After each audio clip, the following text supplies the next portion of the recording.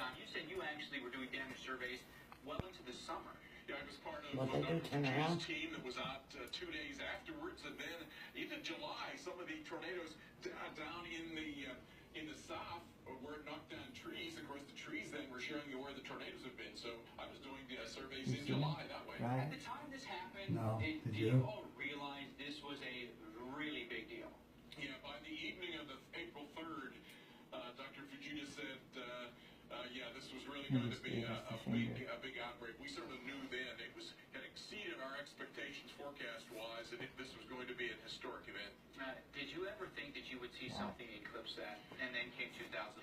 No, I didn't. And 2011 then had more tornadoes. And Like a vulture circling. Subjectively, the You know? impacts sort of pretty similar between the two of them. Amazing. A big old call, Tom. For sure. What are you doing?